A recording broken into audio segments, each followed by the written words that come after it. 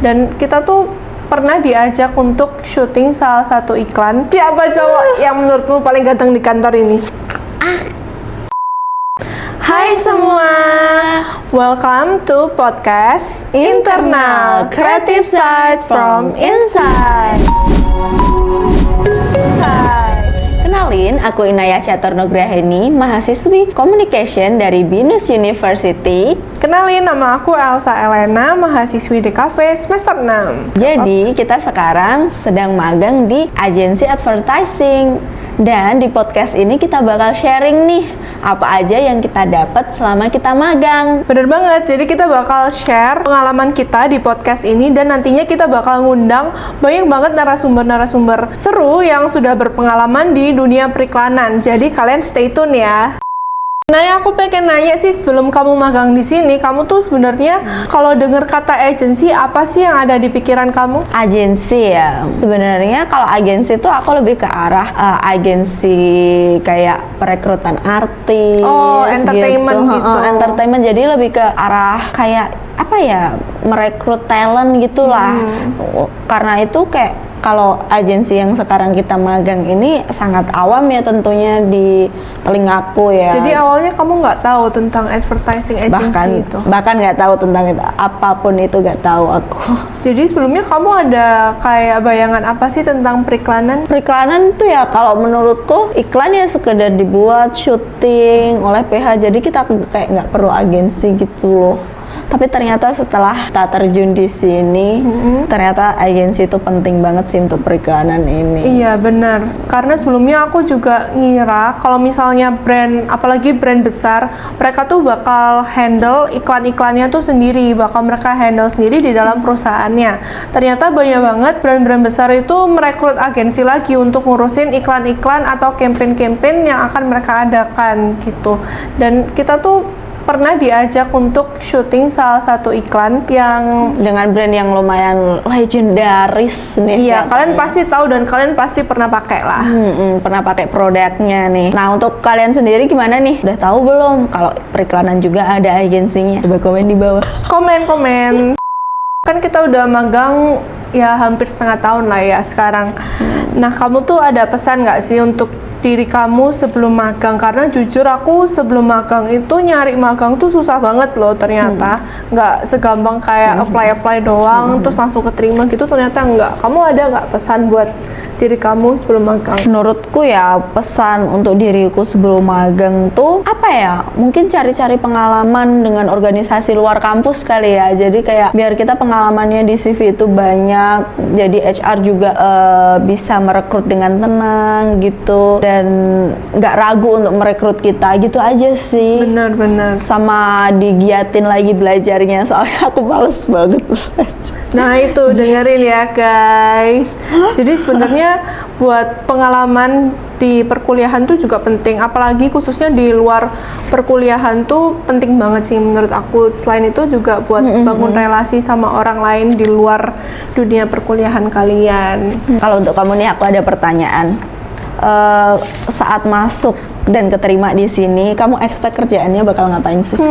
Expect kerjaannya sih bantu campaign beberapa brand ya kalau itu. Dan kemarin sih sempet ikut brainstorming untuk beberapa campaign yang akan dilakukan sama brand, dan aku juga bantu untuk desain salah satu produk yang akan dikeluarkan oleh brand gitu. Dan ternyata aku di situ belajar banyak banget loh. Kalau misalnya beberapa brand itu kayak punya apa ya, estetiknya tertentu gitulah.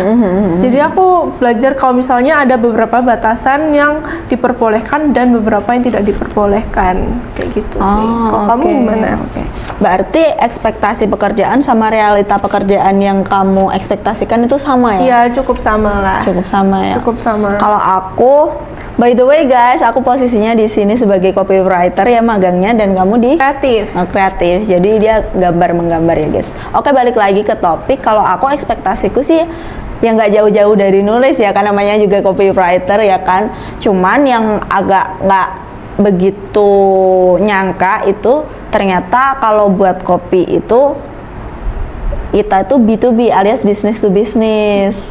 Biasanya kalau kita di organisasi kampus mengiklankan proker itu kan kayak organisasi ke audiens kan, tapi ini enggak, jadi bisnis to bisnis, dan itu kopinya bener-bener beda banget sih. Beda, yang ya? dibutuhin kopi untuk kartu ucapan Imlek contohnya deh, kartu ucapan Imlek itu juga bahasanya akan berbeda gitu loh, antara B2B dengan organisasi ke audiens, itu tuh beda banget sih. Boleh ceritain nggak kalau misalnya perbedaannya tuh contohnya apa? Wah, bedanya gimana ya? Kalau B2B tuh cenderung lebih formal, lebih solid, lebih kuat gitu loh. Kalau kita ke audiens kan kita nargetannya gini, buat semenarik mungkin, seplayful mungkin, Dan gampang diingat sih. itu yang dan penting. gampang diingat. Cuman kalau B2B nggak bisa gitu, kita harus bisa ngangkat value dari perusahaan kita sendiri. Jadi value perusahaan kita sendiri tuh bisa terpampang nyata lah di kartu atau apapun itu. Itu sih lebih solid, lebih kuat, ya begitulah.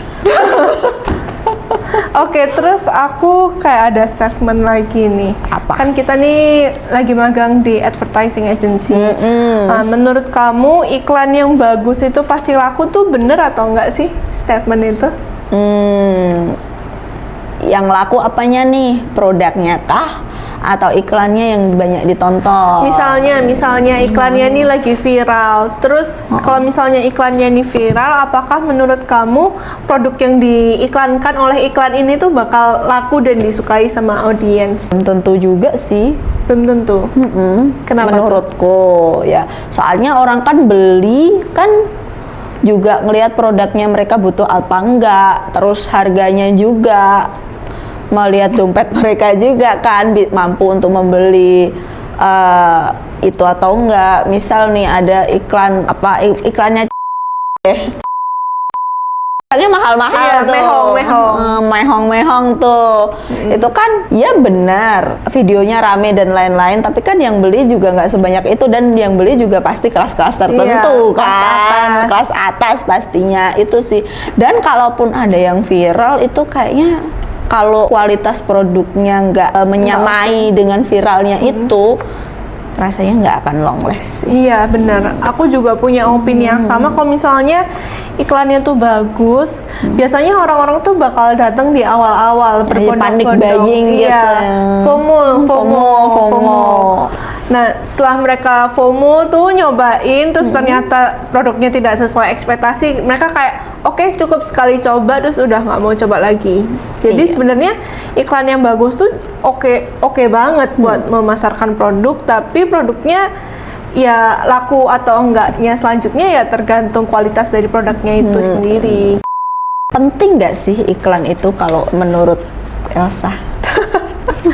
Iklan sih menurutku sangat penting, apalagi kalian punya produk, kalian wirausahawan, kalian punya usaha, iklan tuh nggak bisa lepas lah dari kalian. Karena kalau misalnya kalian tidak mengiklankan produk kalian, nggak ada yang tahu kalian tuh jualan apa, terus mau dapet duit dari mana kok kayak gitu. Jadi pinter-pinter iklan tuh sekarang tuh ada banyak bentuk juga gitu, nggak harus kayak iklan yang ada di TV, yang ada di billboard. Nggak kok, sekarang tuh iklan juga bisa di sosmed ya. Semua orang saat ini punya handphone, semua orang buka sosmed. Jadi kalian juga bisa bikin iklan sendiri dari HP dan kalian masukin ke sosmed produk yang kalian jual itu. Bener banget. Jadi ya sesuai dengan manfaat utama iklan, yaitu menunjukkan brand awareness. Apalagi kalau produknya produk baru, itu kalau nggak diiklankan gimana coba orang-orang mau tahu kalau Benar. produk baru. Kalau produk legend mah iklannya gimana pun orang tahu Iya, pasti produk tahu itu. produknya. Cuman kalau produk baru gimana orang-orang mau tahu kalau kita nggak mengiklankan itu, guys. Jadi jangan biasanya kan kalau orang terlalu banyak ngiklan, jangan takut dibilang nyepam atau alay atau apa. Iklankan aja barangmu, guys. Terus menurutku peran agensi apalagi advertising agency untuk periklanan tuh penting banget. Kenapa? Karena nggak semua orang tuh punya pengalaman untuk mengiklankan produk gitu loh. Dan peran agensi itu penting banget. Gimana sih strategi yang bagus biar produk kamu tuh laku kayak gitu. Sama ini sih, apalagi kalau produknya yang udah punya perusahaan gede. Iya. Itu tuh pasti ngurus ngurusin iklan tuh jadi hal yang ribet, nanti malah berantem dan lain-lain dan kan. harus perfect lah kalau jadi bikin iklan. butuh lah ini pihak ketiga buat ngurusin si iklan ini gitu sih. Jadi menurutku agensi periklanan ini sangat penting untuk perusahaan yang produknya sudah besar gitu. Nah, aku ada satu pertanyaan nih buat kamu. Kita sudah hampir setengah tahun magang di sini. Masih ada nggak sih yang membuat kamu penasaran tentang dunia periklanan? Nah, kalau penasaran sih, rasa penasaran tuh nggak pernah hilang sih. Dari iklan iklan itu kan banyak banget nih wujudnya tuh ada di mana-mana. Pokoknya tiap hari secara kita nggak sadar pun kita pasti lihat iklan. Pasti setiap hari ataupun setiap detik kalian lihat di sosmed, kalian pasti lihat iklan gitu. Tiba-tiba waktu lagi scroll, tiba-tiba ada pop up. Nah, yang bikin aku penasaran tentang dunia iklan itu, siapa sih orang-orang hebat yang bekerja di balik iklan-iklan yang viral atau iklan-iklan yang kalian ingat sampai sekarang. Kan banyak nih iklan yang punya jingle-jingle kayak gitu. Aku tuh penasaran gimana sih caranya mereka brainstorming terus bisa menghasilkan iklan yang diingat sama orang bertahun-tahun kemudian. Kayak gitu sih. Kalau kamu gimana? Kayak kita melihat sesuatu, kita langsung teringat dengan produk itu gitu tuh kayak sesuatu yang hebat sih menurutku. Dan menurutku itu butuh apa ya, belajarnya tuh butuh bertahun-tahun dan butuh keahlian sih. Butuh jam terbang juga Ya, tentunya. jam terbangnya tinggi. Iya. Aku ada sih iklan yang bikin aku amazed sih. Apa tuh? Waktu itu aku tuh di stasiun KRL guys. Jadi aku mau turun di eskalator gitu. Nah itu tuh tiba-tiba aku nyium aroma jeruk yang Segar. seger banget, dan aku lihat sekelilingku Ada apa nih? kaca-kacanya udah dipenuhi iklan minuman bubuk rasa jeruk. Wah, apa tuh? Apa ya? Kita nggak boleh ngomong brand ya di sini. Dan aku saat itu kan pulang magang kan, jadi langsung kayak oh my god, ternyata aku haus banget. Jadi aku waktu lewat situ tuh aku baru nyadar kalau aku haus banget, aku capek dan aku pengen minuman itu. Aku pulang-pulang tuh berpikir kayak kok bisa ya orang kepikiran bikin iklan kayak gini. Jadi guys, ternyata aromanya itu tuh muncul dari itu loh, pengharum ruangan yang bus bus bus gitu, yang ngagetin itu loh, yang bus bus bus bus gitu. Dari pengharum ruangan. Iya, dan itu ternyata ada ya harum itu gitu loh. Harumnya tuh emang, aromanya tuh emang kayak minuman bubuk itu. Berarti strategi iklannya berhasil loh. Ya berhasil banget, aku sampai haus kalau di situ.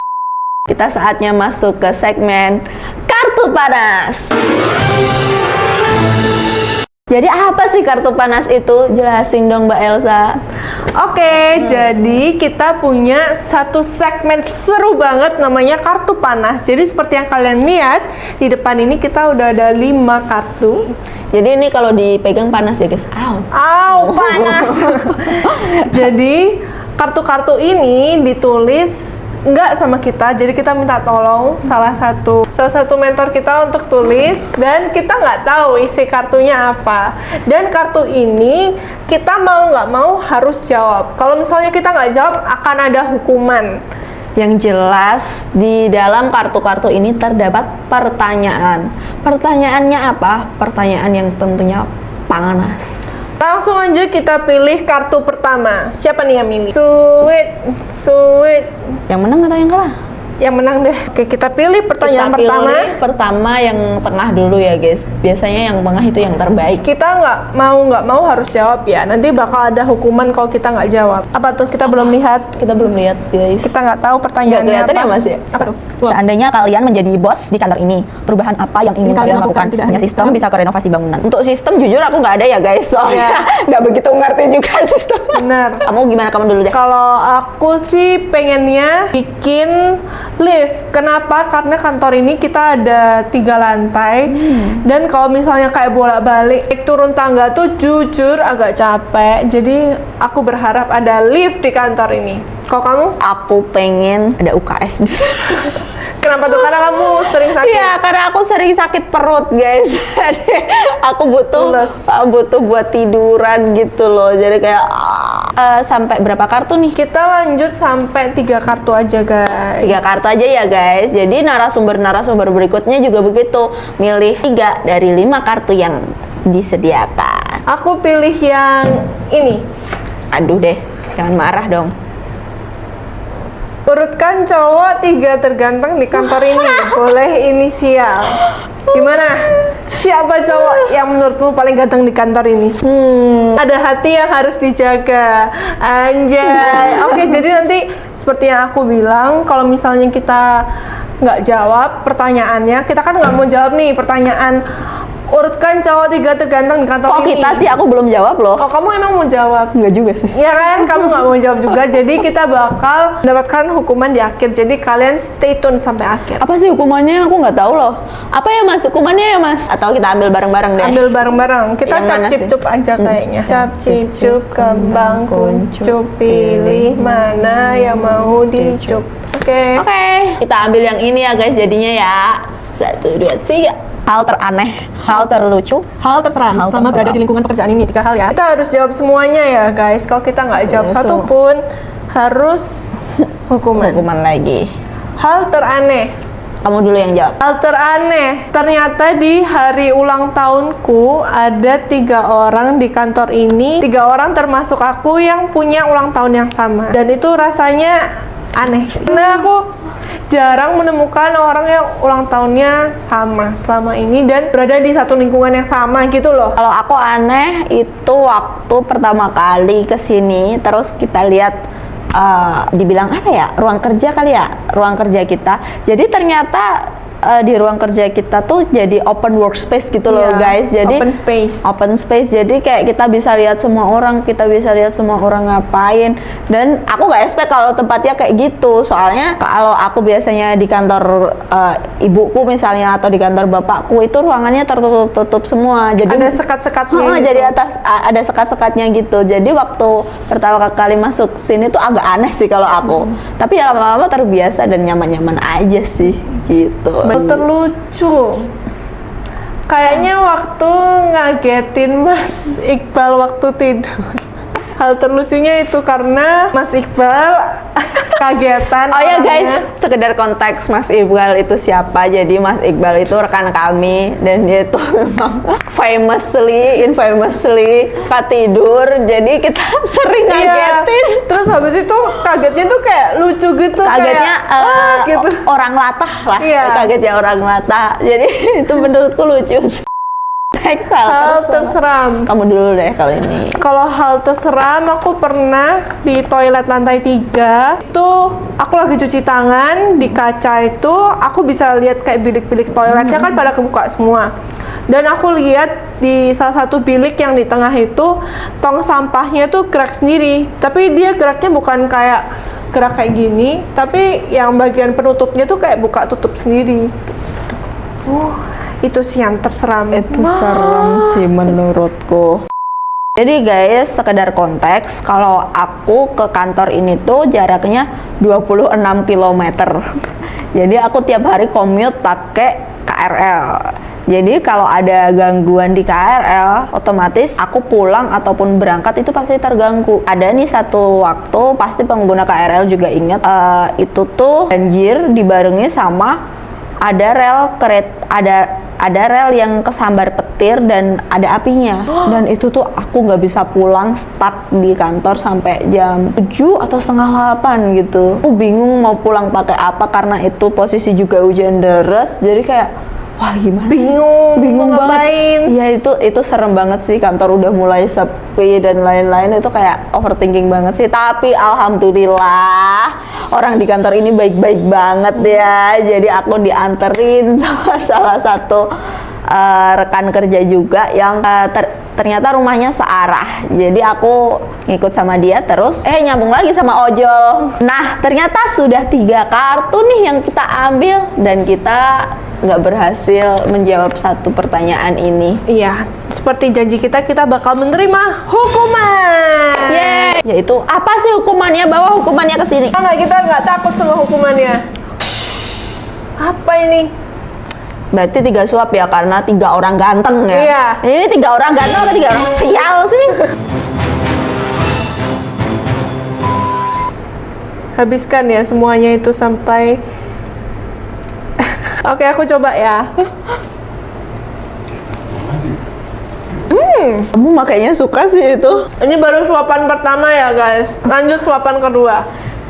Ini hukuman buat aku doang, guys.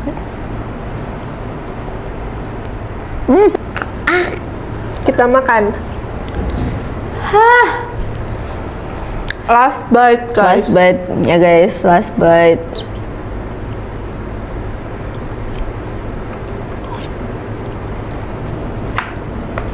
Last bite. Nih aku Kecil. cari yang bawah-bawah nih, yang banyak bumbunya. Ada kimas. Tadi gue dari siapa tadi? Aku kayaknya butuh es krim deh. Oke guys, setelah kita yeping dari sana kemari sampai kita menerima hukuman, sayang sekali kita hanya bisa menemani kalian hanya sampai ini. Di episode kali ini. Tapi kalian stay tune terus di channel Internal karena kita bakal share berbagai keseruan yang paling seru di dunia periklanan. Stay tune terus di channel Internal.